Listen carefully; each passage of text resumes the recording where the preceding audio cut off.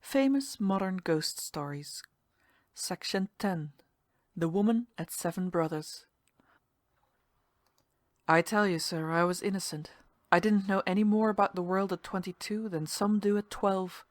My uncle and aunt in Duxbury brought me up strict. I studied hard in high school, I worked hard after hours, and I went to church twice on Sundays. And I can't see it's right to put me in a place like this, with crazy people. Oh, yes, I know they're crazy. You can't tell me. As for what they said in court about finding her with her husband, that's the inspector's lie, sir, because he's down on me and wants to make it look like my fault. No, sir, I can't say as I thought she was handsome, not at first. For one thing, her lips were too thin and white, and her colour was bad.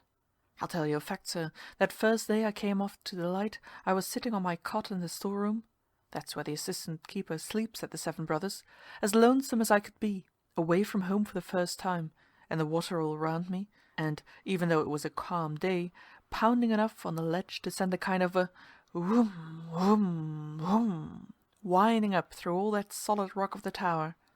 And when old Fedderson poked his head down from the living room, with the sunshine above making a kind of bright frame around his hair and whiskers, to give me a cheery "Make yourself to home, son," I remember I said to myself, "He's all right.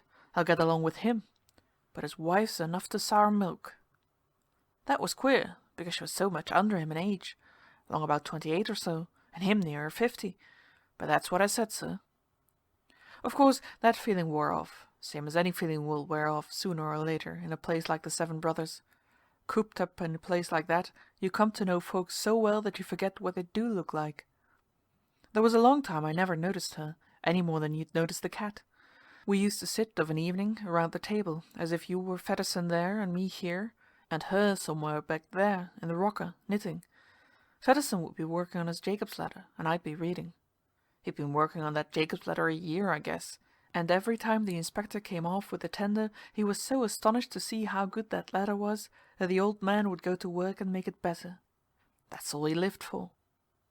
If I was reading, as I say, I daren't take my eyes off the book, or Fedderson had me, and then he'd begin. What the inspector said about him, how surprised the member of the board had been that time to see everything so clean about the light, what the inspector had said about Fedderson's being stuck here in a second-class light, best keeper on the coast, and so on, till either he or I had to go aloft and have a look at the wigs. He'd been there 23 years, all told, and he'd got used to the feeling that he was kept down unfair. So used to it, I guess, that he fed on it, and told himself how folks ashore would talk when he was dead and gone.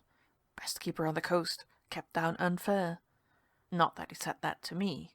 No, he was far too loyal and humble and respectful, doing his duty without complaint, as anybody could see. And all that time, night after night, hardly ever a word out of the woman. As I remember it, she seemed more like a piece of furniture than anything else. Not even a very good cook, nor over and above tidy. One day, when he and I were trimming the lamp, he passed the remark that his first wife used to dust the lens and take a pride in it. Not that he said a word against Anna, though. He never said a word against any living mortal. He was too upright. I don't know how it came about, or rather I do know, but it was so sudden and so far away from my thoughts that it shocked me, like the world turned over. It was at prayers. That night I remember Fedderson was uncommon long-winded. We'd had a batch of newspapers out by the tender, and at such times the old man always made a long watch of it, getting the world straightened out. For one thing, the United States Minister to Turkey was dead. Well, from him and his soul, Fedderson got on to Turkey and the Presbyterian College there, and from that to heathen in general. He rambled on and on like the surf on the ledge, whoom, whoom, whoom, never coming to an end. You know how you'll be at prayers sometimes. My mind strayed. I counted the canes in the chair seat where I was kneeling. I played at a corner of the tablecloth between my fingers for a spell, and by my eyes went wandering up the back of the chair. The woman, sir, was looking at me. Her chair was back to mine, close, and both our heads were down in the shadow under the edge of the table, with Fedderson clear over on the other side by the stove. And there were her two eyes, hunting mine between the spindles in the shadow. You won't believe me, sir, but I tell you I felt like jumping to my feet and running out of the room. It was so queer. I don't know what her husband was praying about after that. His voice didn't mean anything, no more than the seas on the ledge away down there. I went to work to count the canes in the seat again, but all my eyes were on the top of my head. It got so I couldn't stand it. We were at the Lord's Prayer, saying a sing-song together, when I had to look up again. And there her two eyes were, between the spindles, hunting mine. Just then all of us were saying, "Forgive us our trespasses." I thought of it afterward. When we got up, she was turned the other way, but I couldn't help seeing her cheeks were red. It was terrible. I wondered if Fedderson would notice, though I might have known he wouldn't. Not him. He was in too much of a hurry to get his Jacob's letter, and then he had to tell me for the 10th time what the inspector had said that day about getting him another light. Kingdom Come, maybe, he said. I made some excuse or other and got away. Once in the storeroom, I sat down on my cot and stayed there a long time, feeling queerer than anything. I read a chapter in the Bible, I don't know why. After I'd got my boots off, I sat with them in my hands for as much as an hour, I guess, staring at the oil tank and its lopsided shadow on the wall. I tell you, sir, I was shocked. I was only 22, remember, and I was shocked and horrified. And when I did turn in finally, I didn't sleep at all well. 2 or 3 times I came to, sitting straight up in bed. Once I got up and opened the outer door to have a look. The water was like glass, dim, without a breath of wind, and the moon just going down. Over on the black shore I made out 2 lights in a village, like a pair of eyes watching. Lonely? Why, yes, lonely and nervous. I had a horror of her, sir. The dinghy boat hung on its davits just there in front of the door, and for a minute I had an awful hankering to climb into it, lower away, and row off, no matter where. It sounds foolish. Well, it seemed foolish next morning, with the sun shining and everything as usual, Fedderson sucking his pen and wagging his head over his eternal log, and his wife down in the rocker with her head in the newspaper, and her breakfast work still waiting. I guess that jarred it out of me more than anything else. Sight of her slouched down there, with her stringy yellow hair and her dusty apron, and the pale back of her neck, reading the society notes. Society notes! Think of it! For the first time since I came to Seven Brothers, I wanted to laugh. I guess I did laugh when I went aloft to clean the lamp, and found everything so free and breezy, gulls flying high, and little whitecaps making under a westerly. It was like feeling a big load dropped off your shoulders. Fedderson came up with his dust rag and cocked his head at me. "What's the matter, Ray?" said he. "Nothing," said I, and then I couldn't help it. "Seems kind of out of place for society notes," said I, "out here at Seven Brothers." He was the other side of the lens, and when he looked at me he had 1,000 eyes, all sober. For a minute I thought he was going on dusting, but then he came out and sat down on the sill. "Sometimes," said he, "I get to thinking it may be a mite dull for her out here. She's pretty young, Ray. Not much more'n a girl, hardly." "Not much more'n a girl?" It gave me a turn, sir, as though I'd see my aunt in short dresses. "It's a good home for her, though," he went on slow. "I've seen a lot worse ashore, Ray. Of course, if I could get a shore light." "Kingdom Come's a shore light." He looked at me out of his deep-set eyes, and then he turned them around the light room, where he'd been so long. "No," said he, wagging his head. "It ain't for such as me." I never saw so humble a man. "But, look here," he went on, more cheerful. "As I was telling her just now, a month from yesterday is our 4th anniversary, and I'm going to take her ashore for the day, and give her a holiday, new hat and everything. A girl wants a mite of excitement now and then, Ray." There it was again, that girl. It gave me the fidgets, sir. I had to do something about it. It's close quarters for last names in a light, and I'd taken to calling him Uncle Matt soon after I came.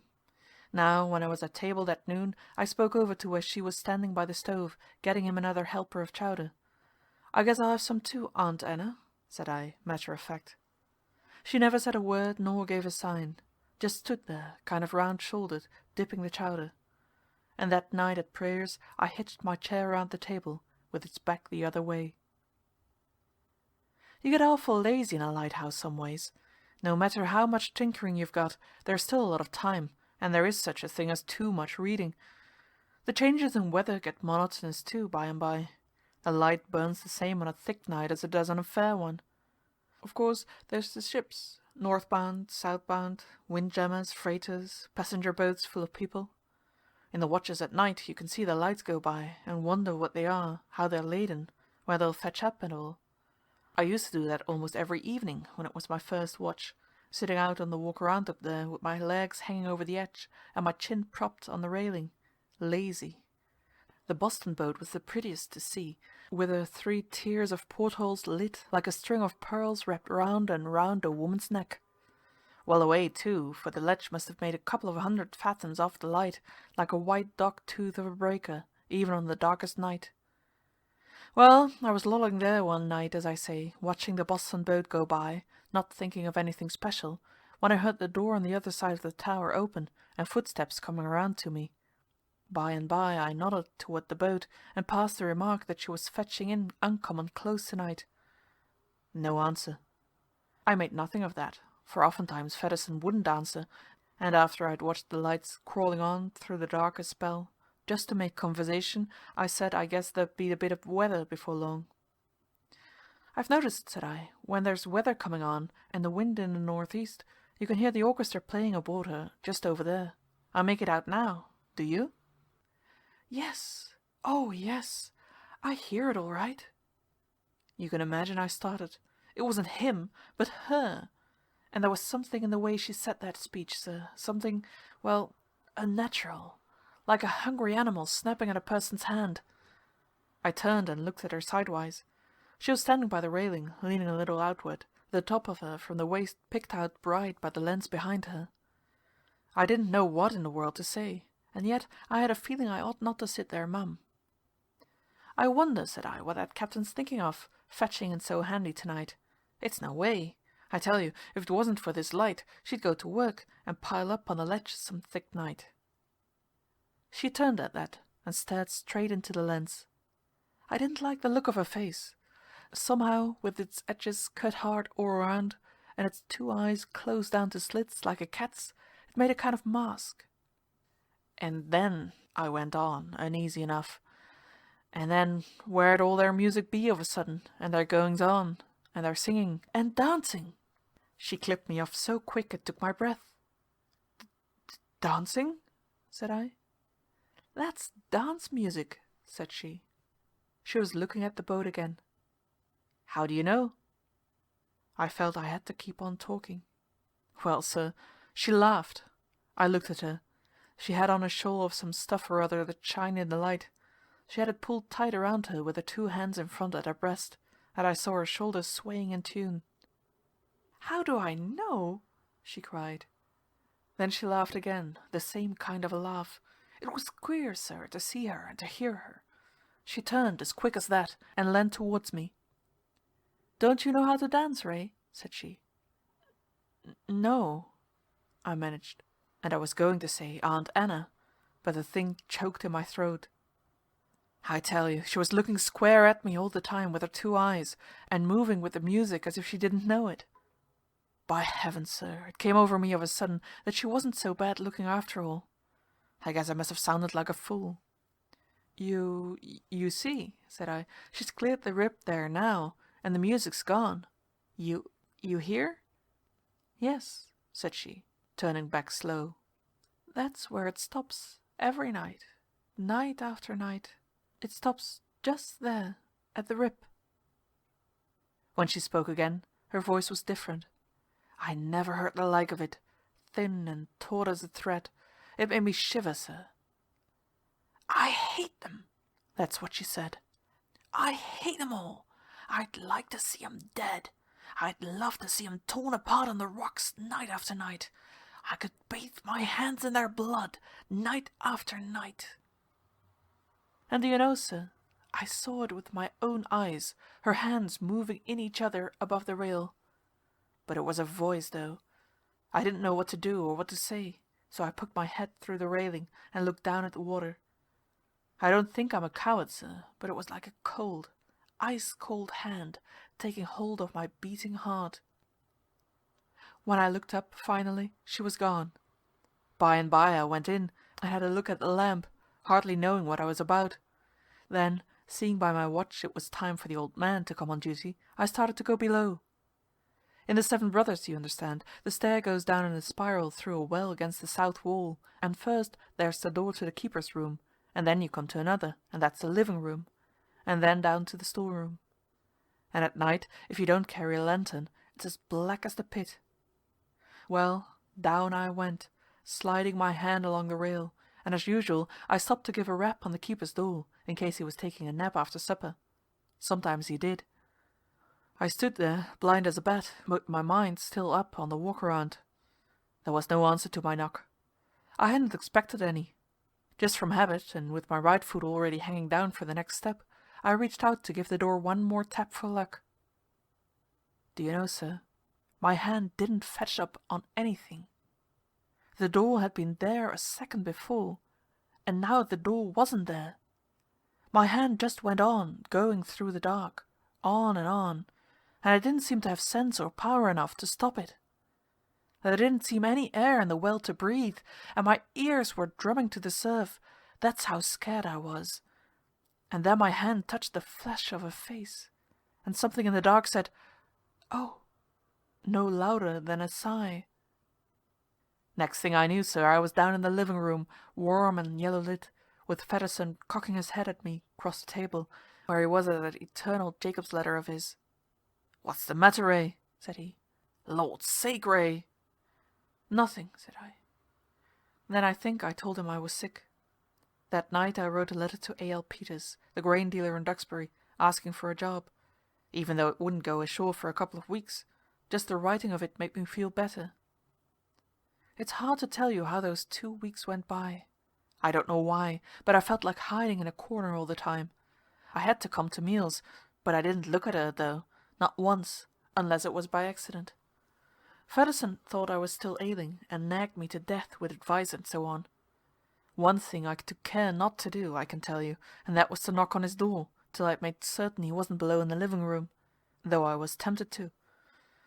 Yes, sir, that's a queer thing, and I wouldn't tell you if I hadn't set out to give you the truth. Night after night, stopping there on the landing in that black pit, the air gone out of my lungs, and the surf drumming in my ears, and sweat standing cold on my neck, and one hand lifting up in the air. God forgive me, sir. Maybe I did wrong not to look at her more, drooping about her work, in her gingham apron, with her hair stringing. When the inspector came off with the tender that time, I told him I was through. That's when he took the dislike to me, I guess, for he looked at me kind of sneering and said, soft as I was, I'd have to put up with it till next relief. And then, said he, there'd be a whole house cleaning at Seven Brothers, because he'd gotten Fedderson the berth at Kingdom Come. And with that he slapped the old man on the back. I wish you could have seen Fedderson, sir. He sat down on my cot as if his knees had given way. Happy? You'd think he'd be happy, with all his dreams come true. Yes, he was happy, beaming all over. For a minute. And then, sir, he began to shrivel up. It was like seeing a man cut down in his prime before your eyes. He began to wag his head. No, said he. No, it's not for such as me. I'm good enough for Seven Brothers, and that's all, Mr. Bayliss. That's all. And for all the inspector could say, that's what he stuck to. He'd figured himself a martyr so many years, nursed that injustice like a mother with her firstborn, sir, and now in his old age, so to speak, they weren't to rob him of it. Fedderson was going to wear out his life in a second-class light, and folks would talk. That was his idea. I heard him hailing down as the tender was casting off. See you tomorrow, Mr. Bayliss. Yep. Coming ashore with the wife for a spree. Anniversary. Yep. But he didn't sound much like a spree. They had robbed him, partly, after all. I wondered what she thought about it. I didn't know till night. She didn't show up to supper, which Fedderson and I got ourselves. Had a headache, he said. It was my early watch. I went and lit up, and came back to read a spell. He was finishing off the Jacob's ladder, and thoughtful, like a man that's lost a treasure. Once or twice I caught him looking about the room on the sly.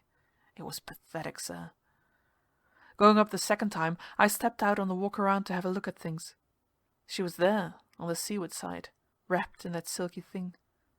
A fair sea was running across the ledge, and it was coming on a little thick. Not too thick. Off to the right, the Boston boat was blowing. Vroom, vroom. Creeping up on us, quarter speed. There was another fellow behind her, and a fisherman's conch, farther offshore. I don't know why, but I stopped beside her and leaned on the rail. She didn't appear to notice me one way or another. We stood and we stood, listening to the whistles, and the longer we stood, the more it got on my nerves, her not noticing me. I suppose she'd been too much on my mind lately. I began to be put out.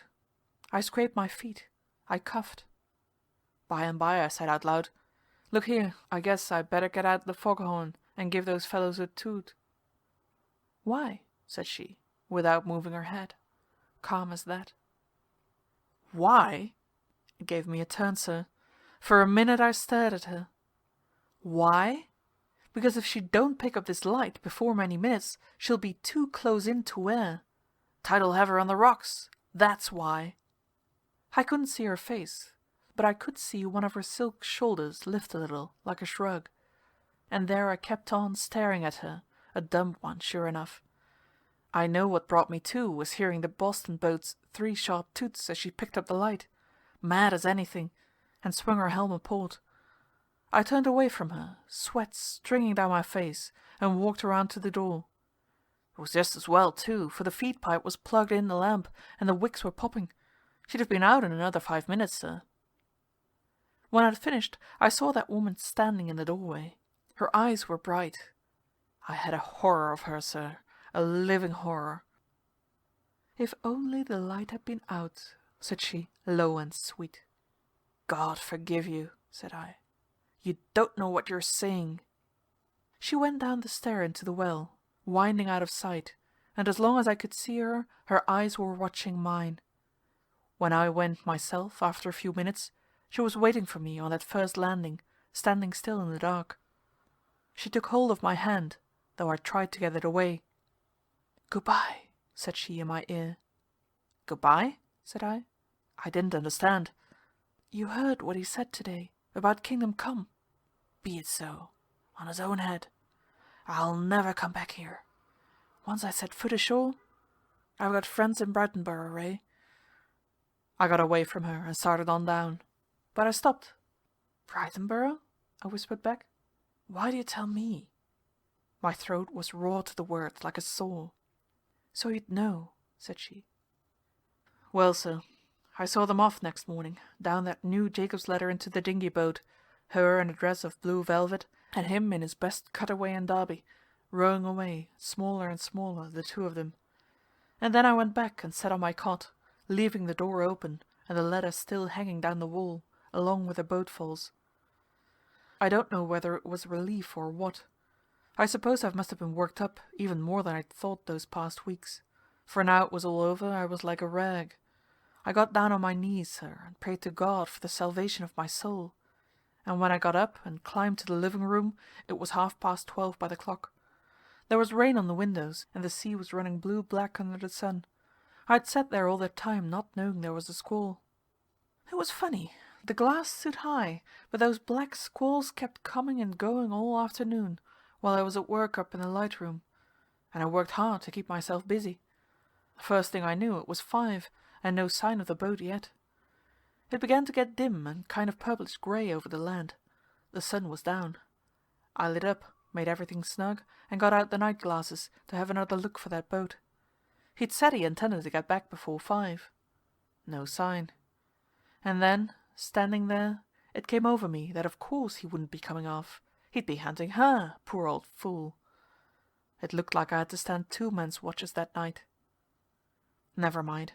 I felt like myself again, even if I hadn't had any dinner or supper. Pride came to me that night on the walk around, watching the boats go by. Little boats, big boats, the Boston boat with all her pearls and her dance music. They couldn't see me, they didn't know who I was, but to the last of them they depended on me. They say a man must be born again. Well, I was born again. I breathed deep in the wind. Dawn broke hard and red as a dying coal. I put out the light and started to go below. Born again, yes, sir. I felt so good I whistled in the well, and when I came to the first door on the stair I reached out in the dark to give it a rap for luck. And then, sir, the hair prickled all over my scalp when I found my hand just going on and on through the air, the same as it had gone once before, and all of a sudden I wanted to yell because I thought I was going to touch flesh. It's funny what their just forgetting to close their door did to me, isn't it? Well, I reached for the latch and pulled it to with a bang, and ran down as if a ghost was after me. I got up some coffee and bread and bacon for breakfast. I drank the coffee, but somehow I couldn't eat, all along of that open door. The light in the room was blood. I got to thinking. I thought how she'd talked about those men, women, and children on the rocks, and how she'd made to bathe her hands over the rail. I almost jumped out of my chair then. It seemed for a wink she was there beside the stove, watching me with that queer half smile. Really, I seemed to see her for a flash across the red tablecloth in the red light of dawn. Look here, said I to myself, sharp enough, and then I gave myself a good laugh and went below. There I took a look out of the door, which was still open, with the ladder hanging down. I made sure to see the poor old fool come pulling around the point before very long now. My boots were hurting a little, and, taking them off, I lay down on the cot to rest, and somehow I went to sleep. I had horrible dreams. I saw her again, standing in that blood-red kitchen, and she seemed to be washing her hands, and the surf on the ledge was winding up the tower, louder and louder all the time, and what it whined was, night after night, night after night. What woke me was cold water in my face. The storeroom was in gloom. That scared me at first. I thought night had come, and remembered the light. But then I saw the gloom was of a storm. The floor was shining wet, and the water in my face was spray flung up through the open door. When I ran to close it, it almost made me dizzy to see the grey and white breakers marching past. The land was gone, the sky shut down heavy overhead. There was a piece of wreckage on the back of a swell, and the Jacob's ladder was carried clean away. How that sea had picked up so quick I can't think. I looked at my watch, and it wasn't 4 in the afternoon yet. When I closed the door, sir, it was almost dark in the storeroom. I'd never been in the light before in a gale of wind. I wondered why I was shivering so, till I found it was the floor below me shivering, and the walls and stair. Horrible crunchings and grindings ran away up the tower, and now and then there was a great thud somewhere like a cannon shot in a cave. I tell you, sir, I was alone, and I was in a mortal fright for a minute or so. And yet I had to get myself together. There was the light up there, not tended to, and an early dark coming on, and a heavy night and all, and I had to go. And I had to pass that door. You'll say it's foolish, sir, and maybe it was foolish. Maybe it was because I hadn't eaten. But I began thinking of that door up there the minute I set foot on the stair, and all the way up through that howling dark well I dreaded to pass it. I told myself I wouldn't stop. I didn't stop. I felt the landing underfoot and I went on, 4 steps, 5, and then I couldn't. I turned and went back. I put out my hand, and it went on into nothing. That door, sir, was open again. I left it be. I went on up to the light room and set to work. It was bedlam there, sir, screeching bedlam, but I took no notice. I kept my eyes down. I trimmed those 7 wicks, sir, as neat as ever they were trimmed. I polished the brass till it shone, and I dusted the lens. It wasn't till that was done that I let myself look back to see who it was, standing there, half out of sight in the well. It was her, sir. "Where'd you come from?" I asked. I remember my voice was sharp. "Up Jacob's ladder," said she, and hers was like the syrup of flowers. I shook my head. I was savage, sir. "The ladder's carried away." "I cast it off," said she, with a smile. "Then," said I, "you must have come while I was asleep." Another thought came on me, heavy as a ton of lead. "And where's he?" said I. "Where's the boat?" "He's drowned," said she, as easy as that. "And I let the boat go adrift. You wouldn't hear me when I called." "But look here," said I, "if you came through the storeroom, why didn't you wake me up? Tell me that." It sounds foolish enough, me standing like a lawyer in court, trying to prove she couldn't be there. She didn't answer for a moment. I guess she sighed, though I couldn't hear for the gale, and her eyes grew soft, sir, so soft. "I couldn't," said she. "You looked so peaceful, dear one." My cheeks and neck went hot, sir, as if a warm iron was laid on them. I didn't know what to say. I began to stammer. "What do you mean?" But she was going back down the stair, out of sight. My God, sir, and I used not to think she was good looking. I started to follow her.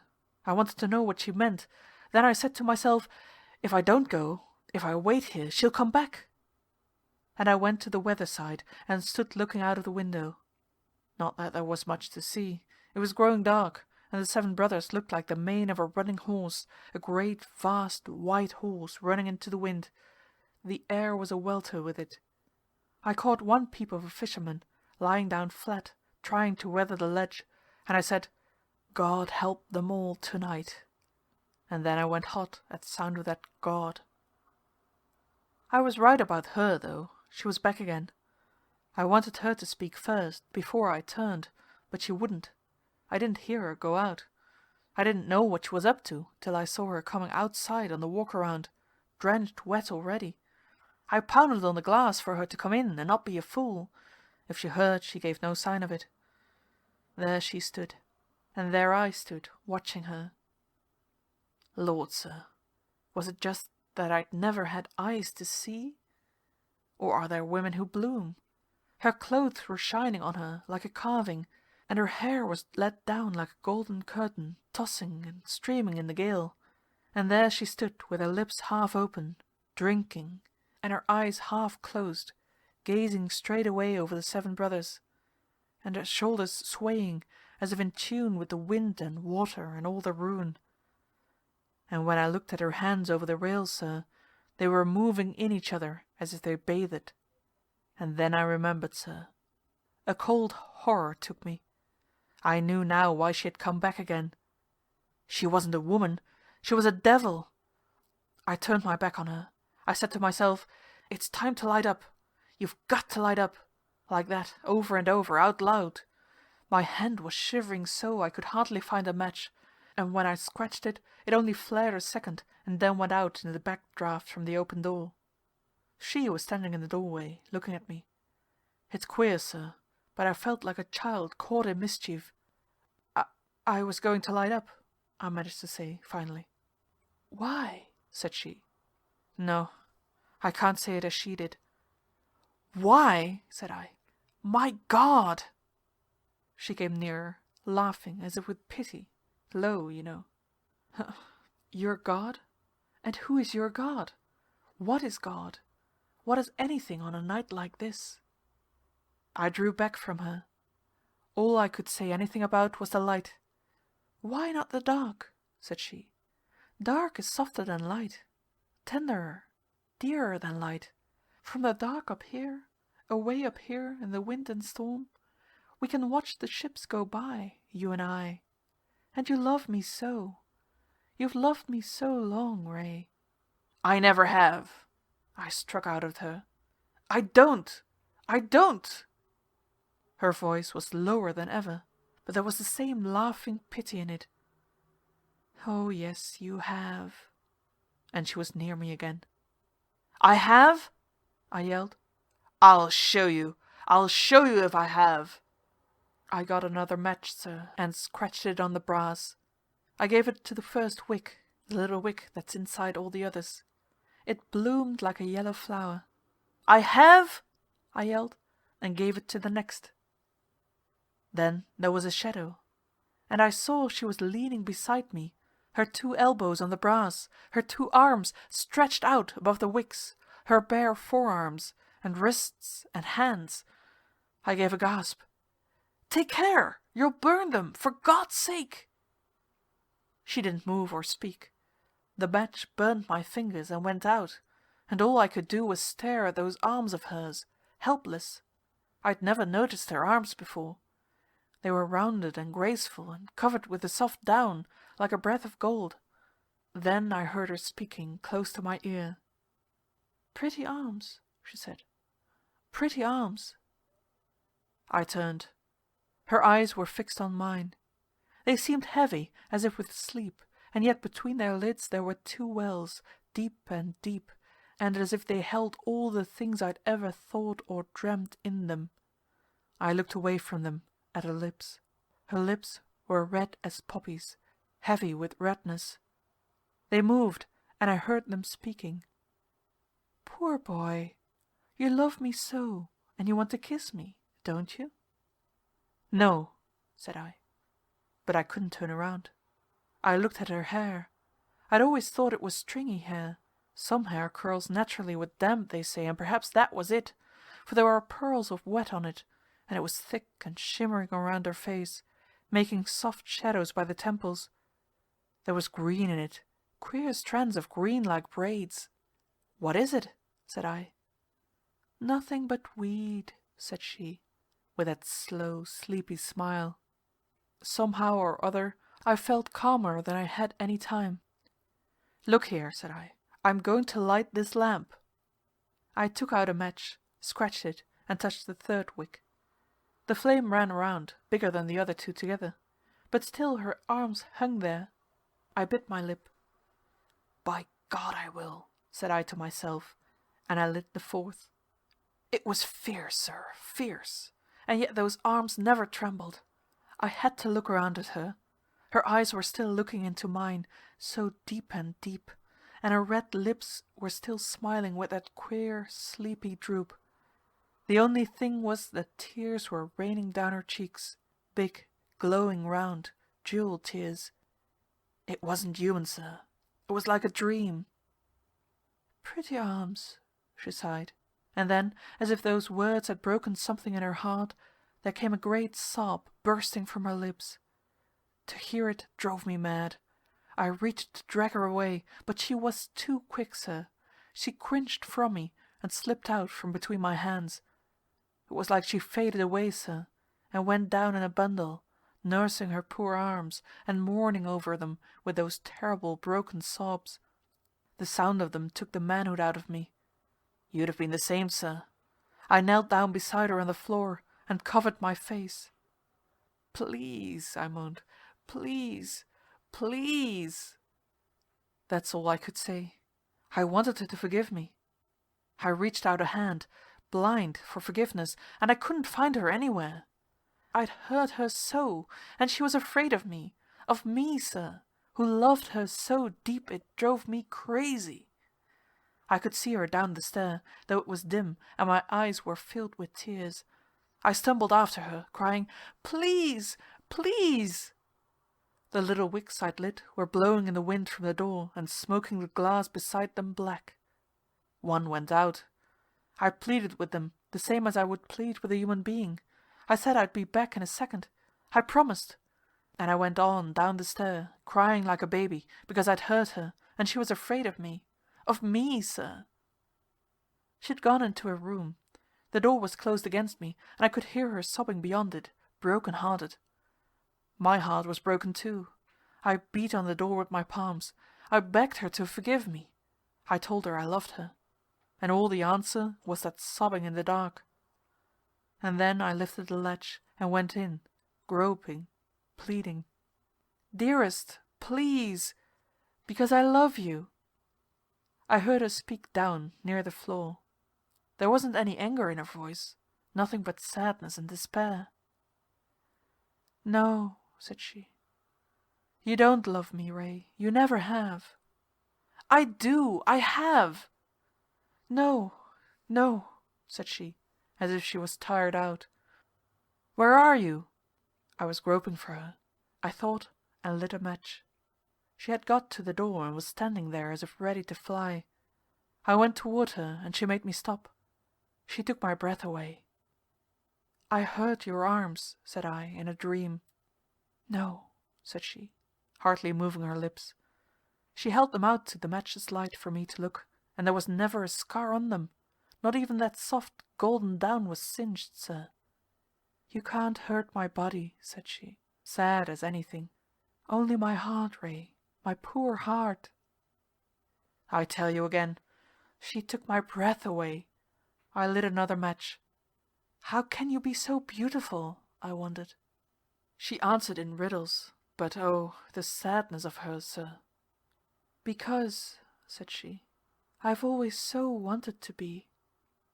How come your eyes so heavy? Said I. Because I've seen so many things I never dreamt of, said she. How come your hair so thick? It's the seaweed makes it thick, said she, smiling queer, queer. How come seaweed there? Out of the bottom of the sea. She talked in riddles, but it was like poetry to hear her, or a song. How come your lips so red? Said I. Because they've wanted so long to be kissed. Fire was on me, sir. I reached out to catch her, but she was gone, out of the door and down the stair. I followed, stumbling. I must have tripped on the turn, for I remember going through the air and fetching up with a crash, and I didn't know anything for a spell. How long I can't say. When I came to, she was there, somewhere, bending over me, crooning, my love, under her breath like a song. But then, when I got up, she was not where my arms went. She was down the stair again, just ahead of me. I followed her. I was tottering and dizzy and full of pain. I tried to catch up with her in the dark of the storeroom, but she was too quick for me, sir. Always a little too quick for me. Oh, she was cruel to me, sir. I kept bumping against things, hurting myself still worse, and it was cold and wet, and a horrible noise all the while, sir. And then, sir, I found the door was open, and the sea had parted the hinges. I don't know how it all went, sir. I'd tell you if I could, but it's all so blurred. Sometimes it seems more like a dream. I couldn't find her any more. I couldn't hear her. I went all over, everywhere. Once, I remember, I found myself hanging out of that door between the davits, looking down into those big black seas and crying like a baby. It's all riddles and blur. I can't seem to tell you much, sir. It was all, I don't know. I was talking to somebody else, not her. It was the inspector. I hardly knew it was the inspector. His face was as grey as a blanket, and his eyes were bloodshot, and his lips were twisted. His left wrist hung down, awkward. It was broken, coming aboard the light in that sea. Yes, we were in the living room. Yes, sir, it was daylight, grey daylight. I tell you, sir, the man looked crazy to me. He was waving his good arm towards the weather windows, and what he was saying over and over was this: "Look what you done, damn you! Look what you done!" And what I was saying was this: "I've lost her!" I didn't pay any attention to him, nor him to me. By and by he did, though. He stopped his talking all of a sudden, and his eyes looked like the devil's eyes. He put them up close to mine. He grabbed my arm with his good hand, and I cried, I was so weak. "Johnson," said he, "is that it? By the living God, if you got a woman out here, Johnson." "No," said I, "I've lost her." "What do you mean you lost her?" "It was dark," said I, and it's funny how my head was clearing up. "And the door was open, the storeroom door, and I was after her, and I guess she stumbled, maybe, and I lost her." "Johnson," said he, "what do you mean? You sound crazy, downright crazy. Who?" "Her," said I, "Fedderson's wife." "Who?" "Her," said I, and with that he gave my arm another jerk. "Listen," said he, like a tiger, "don't try that on me. It won't do any good, that kind of lies, not where you're going to. Fedderson and his wife too, the both of them's drowned deader than a doornail." "I know," said I, nodding my head. I was so calm it made him wild. "You're crazy, crazy as a loon, Johnson." And he was chewing his lip red. "I know, because it was me that found the old man lying on Backwater Flats yesterday morning. Me. And she'd been with him in the boat too, because it a piece of her jacket tore off, tangled in his arm. I know, said I, nodding again, like that. You know what, you crazy murdering fool? Those were his words to me, sir. I know, said I, what I know. And I know, said he, what I know. And there you are, sir. He's inspector. I'm nobody. End of The Woman at Seven Brothers. End of section 10 of Famous Modern Ghost Stories.